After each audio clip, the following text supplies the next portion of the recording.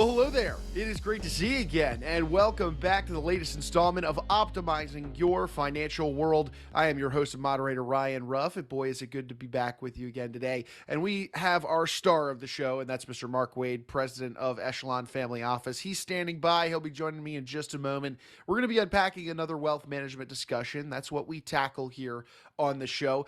And today we've got a really interesting topic. You've heard Mark and I talking about family needs, wealth planning needs, wealth succession needs. I mean, so many different topics surrounding family wealth. But today we're going to take an approach towards family wealth.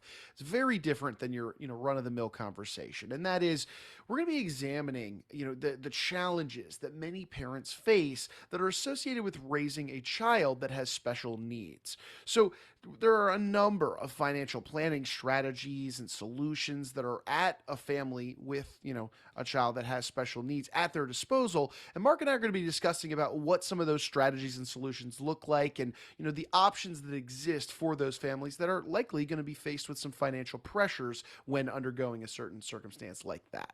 So that being said, let's go ahead and bring Mark out and get right into it. Mark, it's good to see you this morning. How are you doing? Hey, Ryan, I'm doing great today. How about yourself? I'm good. I'm good. Can't complain. Always good to be back with you, Mark. And today we got a really interesting conversation that we're unpacking.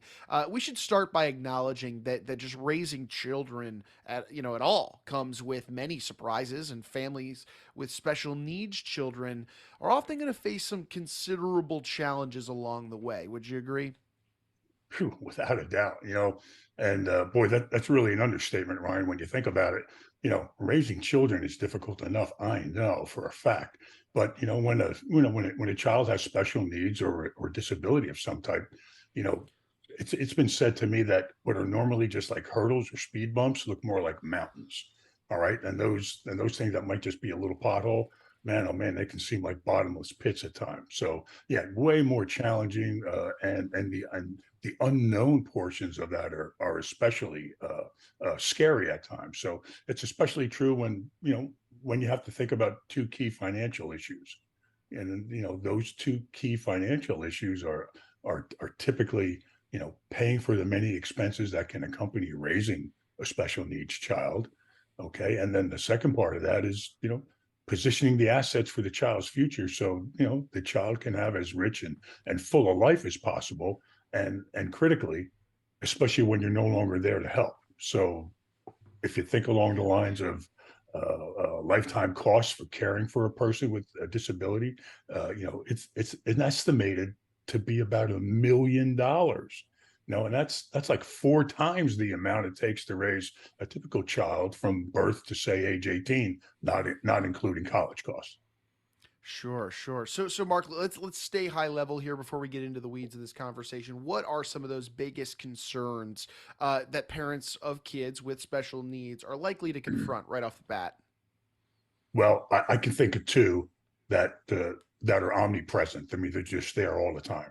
And one is just the financial shock of it all. If you think about it, a child's special needs, are identified, and the problems occur, after the child is born, right? Which gives the parents no advance warning or time to look into what, could take place financially to address the issue. What could they do to help? They haven't thought about that because they haven't thought about having a special needs child in most cases. So among the many questions, that are new is that when a child has special needs, a common thing is that it could mean that the family's income is impacted dramatically or their savings are impacted dramatically, which most certainly are going to change their future plans to some degree. And then Mark, what's the other one? You mentioned there's two. What's the other one that you're seeing on this front? Yeah, and the other one really is just those ongoing healthcare expenses. The many healthcare needs that require a one-time expense. In stark contrast, have children with special needs. Those expenses are often ongoing.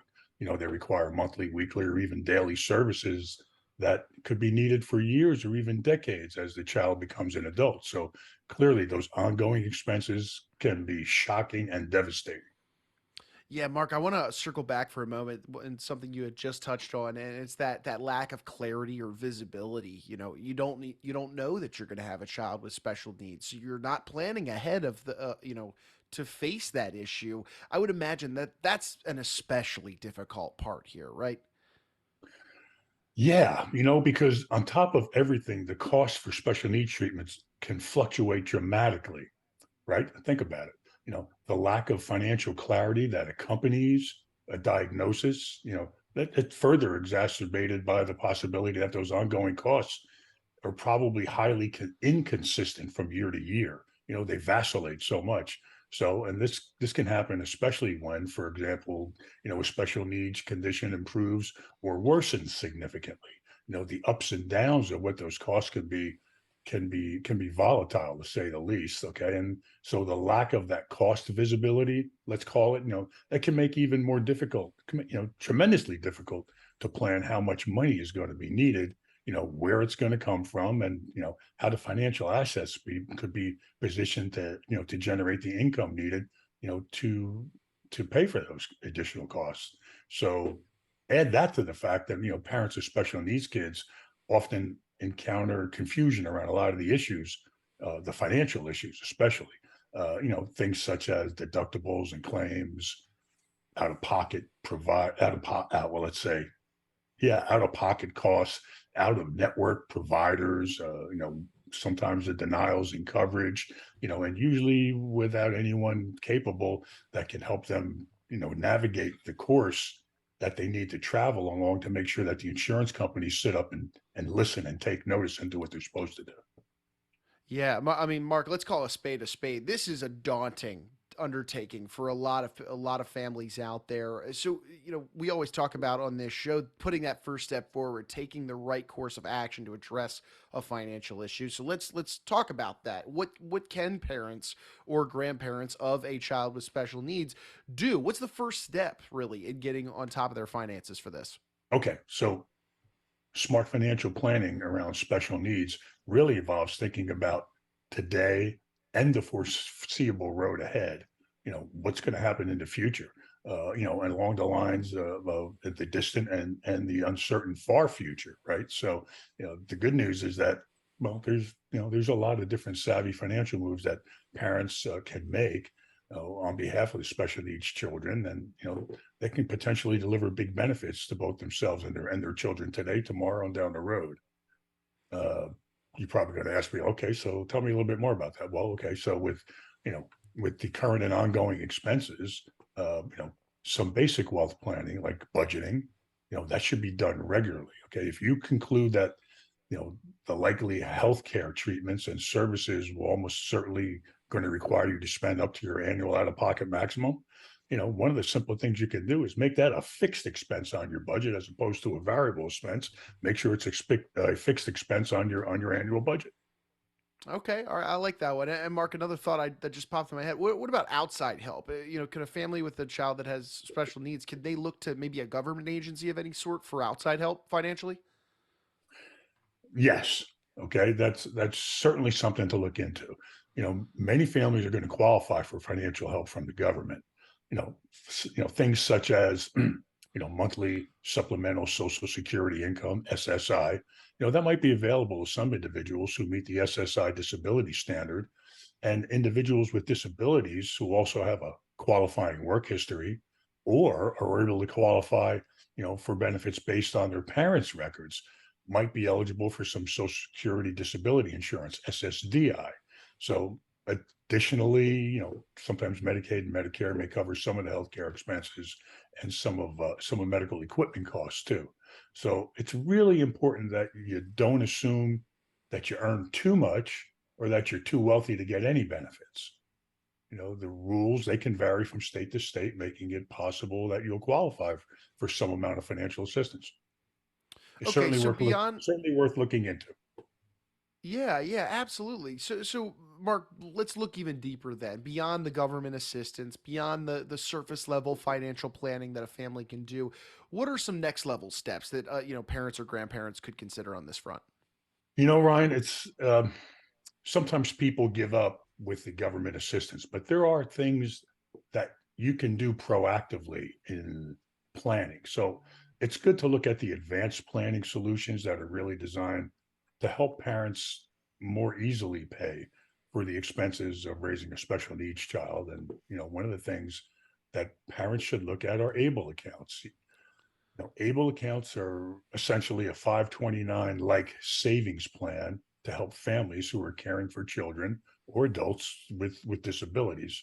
And these ABLE accounts are funded with after tax contributions that aren't eligible for federal tax deduction. However, like the 529 plans for college, these ABLE accounts, the contributions grow tax free and withdrawals are tax free when you use them for qualified disability expenses. That's the key, right? You got to use them for qualified disability expenses. So, and these generally include things such as, it's a wide variety, things such as rent, food, transportation, education, training for employment, obviously to healthcare, and some other types of personal support services. So, the thing to remember too is that anybody can contribute to an ABLE account, including grandparents, aunts, uncles, cousins. Anybody can contribute to an individual's ABLE account. And when I think of it, there's another benefit, that ABLE accounts, or that the contributions are shielded from the asset-based limits that could jeopardize an individual's ability to access that other government assistance. Just simply put, whatever people put into this account is not counted in the qualification of whether or not you get government assistance. So, normally special needs individuals, they lose eligibility to certain federal disability benefits if they have more than a certain amount of assets in their name. But that's not the case with assets that are held in an ABLE account. It's a way for them to provide, financially for special needs children without making a direct financial gift to the individual that could jeopardize their access to other financial support. So it's a gift to an account that the individual doesn't own, and it shields them from losing eligibility to federal money. And of course, there are the contribution limits and other rules that people should be aware of, before they decide to go with an ABLE account. So definitely one of the more advanced planning strategies to look into.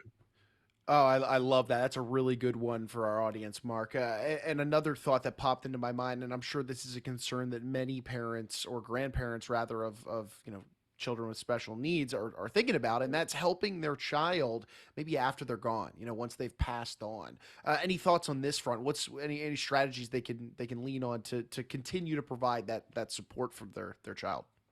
Absolutely. This could be a little scary at times to parents with special needs children. Uh, but the special needs financial planning, you must also address the estate planning. In the event you're not here and you're unable to care for your child, who's going to do it and how's that going to get funded? That has to be part of your estate planning. So, often parents that are seeking to ensure their special needs children are going to have great care after they're gone, they're going to set up some type of what we call a special needs trust that's designed to hold and safeguard assets for the benefit of the child. You know, that said, parents also set these trusts up while they're still alive to help supplement the cost of care. And again, away from ruining the eligibility for any federal funding. So it eliminates that possibility. So these trusts can be set up with, terms and language that say how and when the money should be used, for what specific terms, and, what conditions have to be met for the trust to be, deemed acceptable, so on and so forth. Uh, and as with many other types of trusts, special needs trusts can potentially protect assets if the child is sued or if the child becomes divorced at some point in the future. You know, and they're very effective when they're set up properly. So, in general, there are two basic types of special needs trusts, Ryan. Uh, I might as well just go over them here because it makes sense. Please, yeah. Yeah, and two types of special needs trusts that most families' assets, they tend to invest their assets in are basically a first party trust, and that first party special needs trust is used when the assets contributed to the trust actually belong to the beneficiary. You know, basically that your special needs child or grandchild actually owns the assets. Okay. This can happen if, let's say, the child inherits money or the child gets money from a legal settlement of some type. Those assets can be put into a first party trust. The other type of trust which is very common, is a third party trust. And that's when the funding of the assets in this trust for the benefit of the disabled or special needs person, comes from parents or grandparents or any other beneficiary, okay, who in which case is not considered the owner of the assets. So a third party trust can be especially effective to offer more flexibility and to transfer any remaining wealth to another beneficiary, such as another child or charity. So if for some reason the funds in that special need trust are no longer needed, or should the special needs individual pass away and there's still money left over in that trust, they can be directed to another individual or a charity. Mark, I mean, I'm hearing a lot of great stuff here. Special needs trusts, able accounts, government assistance. I mean, they're ultimately, if we bottom line it for our audience out there today, there are options, there are solutions out there to tackle this big challenge that they are facing in their lives. And I would imagine when you're having conversations like this with some of your clients, Mark, maybe about this topic, I would imagine that comes as a pretty nice relief.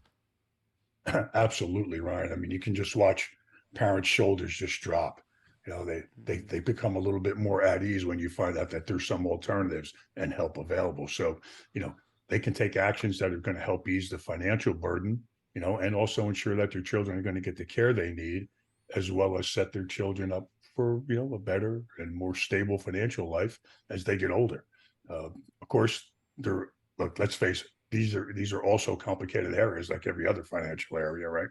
This involves a fair amount of legal expertise too. So, there's no one size fits all answer to this, given that one family's particular situation could be quite different from another family's. But for families that are experiencing the confusion and definitely the uncertainty that, accompanying raising a special needs child, knowing that there's options available that they can consider, it can be a helpful foundation to start to help them create a plan for today and well into the future for that child. Sure thing. And Mark, for anybody out there in our audience that's, maybe this conversation is really resonating with them today, and maybe they're interested in reaching out to you and your team to just open up a dialogue and talk about their unique situation and how, the options that are available for them. What would be the best way they can get in touch with you and your team to just open up, like I said, open up a dialogue? Sure, Ryan, and thank you. So, individuals can can examine us. They can check us out online at www echelon office. That's ECHELON office.com. If they're so inclined, they can email me directly. I'd be more than happy to respond directly to them. They can do that at mwade. That's MWADE at Echelon Wealth, ECHELON, the word wealth.com. Or they can simply call in. They can call directly into our office at 888-892-9882. All right, fantastic, Mark. Well, look, hey, I appreciate you carving some time out of your day to be with us and talk about this really sensitive topic. I mean, a lot of great value within today's conversation, and I'm looking forward to being with you on the next one. Great, Ryan. I really appreciate it. There's lots of tremendous value that people can get. Lots of great help that they can get by just asking questions through the right sources. Oh, fantastic, Mark. And hey, look, we also want to say, and give a final thank you to our audience. We appreciate you guys being aboard here on the show today and spending some time with us. If you took anything away from today's conversation, maybe you benefited from any of the strategies that Mark listed earlier, do us a favor, subscribe to the show on whichever platform you checked us out on. And then, of course, share some of this information with any friends, family, business owners, anybody that you think would benefit from these types of discussions. I've said it once before on prior episodes. I'll continue to say it. We're taking the strategies, the solutions, really just the conversations that Mark is having with clients on a regular basis over at Echelon Office and really just bringing them to you guys here on this show. We're talking about pertinent topics, and by subscribing to the show on the platform that you saw us on today, then that will help you never miss out on another great wealth management discussion. So for Mark, I'm Ryan. We're going to go ahead and say so long, but we appreciate you stopping by and being with us on today's installment of Optimizing Your Financial World.